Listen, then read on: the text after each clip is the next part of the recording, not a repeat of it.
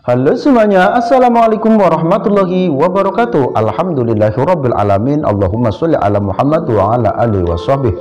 Selamat datang di channel saya Guru Ridwan. Sucikan hati, tanamkan rasa, lapangkan dada, besarkan jiwa. Rekan sahabat, pada kali ini saya mau berbagi ilmu cara membuat pusaka dari kacang hijau. Seperti itu ya teman-teman. Jadi kacang hijau ini yang biasa dikonsumsi, yang biasanya dibuat bubur kacang hijau atau es kacang hijau, ataupun dibuat kecambah ya, cambah. Kacang hijau ini bisa dijadikan pusaka yang sangat ampuh untuk mengusir penjajah, untuk mengusir orang yang sedang melakukan kemaksiatan di salah satu tempat, dan bisa untuk mengusir musuh, mengusir setan, dan lain sebagainya. Seperti itu ya teman-teman.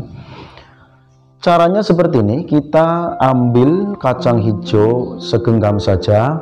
Setelah kita ambil, kemudian kita duduk dengan tenang, ya, duduk sila, tenang, ya. Hati kita tata, hati dan pikiran kita pusatkan kepada Allah Subhanahu wa Ta'ala, meminta kepada Allah Subhanahu wa Ta'ala agar kita diberi kekuatan zahir dan batin. Seperti itu ya teman-teman. Setelah siap, sudah duduk dengan tenang, duduk sila, kemudian kacang hijau ini kita dekatkan pada mulut kita dan bacakan hizib barqi 41 kali. Bismillahirrahmanirrahim.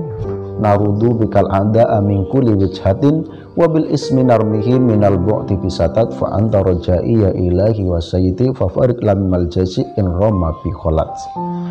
Yaitu hizibnya. Setelah dibaca 41 kali, kemudian kita tiup 3 kali.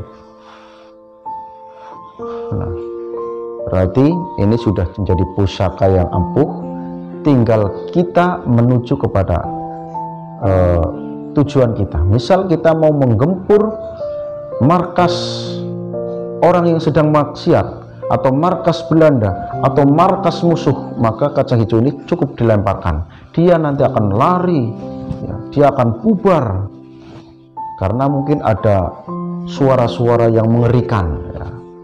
Itu menurut cerita dari Mbah Yai yang memberikan ijazah kepada saya, seperti itu. Jadi dulu pada waktu Mbah Yai itu menyerang markas Belanda, dengan kacang hijau yang dibacakan hizib barqi 41 kali kemudian dilemparkan pada markas Belanda, dan orang-orang Belanda semua lari kebingungan. Ada yang mati karena terjegur sungai, ada yang mati karena terjegur sumur, dan ada yang tabrakan dan lain sebagainya, sehingga markas itu kosong. Itu menurut cerita Mbah Yai yang memberikan ijazah kepada saya. Seperti itu ya teman-teman. Mudah-mudahan bermanfaat dan kita mendapatkan ridho dari Allah Subhanahu wa Ta'ala. Ingat, semua kekuatan adalah milik Allah, semua kekuatan adalah dari Allah, ya.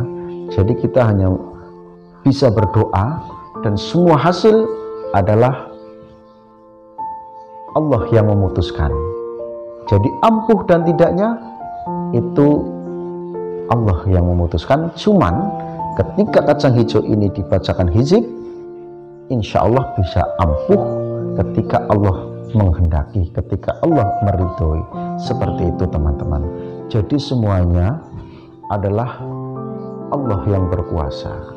Akan tetapi doa kita, mudah-mudahan hajat kita dikabulkan oleh Allah Subhanahu wa Ta'ala. Yang penting kita yakin kepada Allah bahwa Allah akan mengabulkan doa kita, akan memberikan kekuatan zahir dan batin kepada kita, dan memberikan kekuatan senjata apapun, baik kacang, debu, pasir, keris, batu akik, dan lain sebagainya. Allah bisa memberi kekuatan pada benda-benda itu tadi.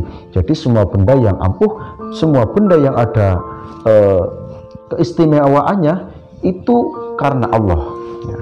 Jadi kita kembali, semua kekuatan Allah bisa ditempatkan di mana saja. Maka ketika ada benda yang menurut orang itu ampuh, yaitu keampuhan Allah, bukan keampuhan bendanya. Kalau kita sampai berpikir bahwa bendanya yang ampuh, maka takutnya kita terbawa ke arah syirik atau musyrik seperti itu. Jadi keampuhan hanyalah Allah yang punya. Kacang hijau bisa menjadi ampuh, saya yakin, karena Allah maha segalanya. Yang penting doa kita dikabulkan oleh Allah, doa kita, hajat kita dikabulkan oleh Allah. Ketika Allah sudah menghendaki, pasti terjadi. Idza arada syai'an ayyakuna lahu kun fayakun. Ya. Jika Allah sudah menghendaki sesuatu apapun, maka terjadilah, teman-teman. Maka kita harus selalu mengolah hati kita supaya yakin kepada Allah Subhanahu wa ta'ala. Air putih, dibacakan doa, dibacakan hizib, dibacakan wirid, bisa menjadi ampuh? Mungkin, ya, kalau Allah sudah menghendaki, kalau Allah meridhoi. Jadi bukan tidak mungkin, ya. Air putih bisa menjadikan perantara untuk mengobati orang, ya sangat mungkin ketika Allah sudah menghendaki. Tidak ada yang tidak mungkin, teman-teman.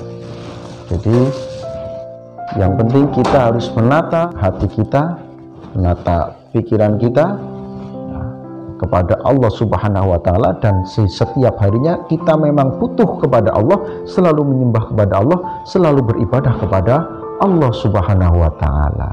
Ya, jadi jangan kita mendekatkan kepada Allah ketika kita butuh, itu salah. Jadi setiap hari kita selalu mendekatkan diri kepada Allah, ya, baik di siang hari, sore hari, malam hari. Kita harus selalu ingat kepada Allah, beribadah kepada Allah, ya, bersujud kepada Allah, meminta kepada Allah Subhanahu wa ta'ala. Insyaallah kita menjadi orang yang diridhoi oleh Allah Subhanahu wa ta'ala dan selamat dunia akhirat. Amin ya rabbal alamin. Wabillahi taufiq wal hidayah wa ridha wal inayah. Wassalamualaikum warahmatullahi wabarakatuh.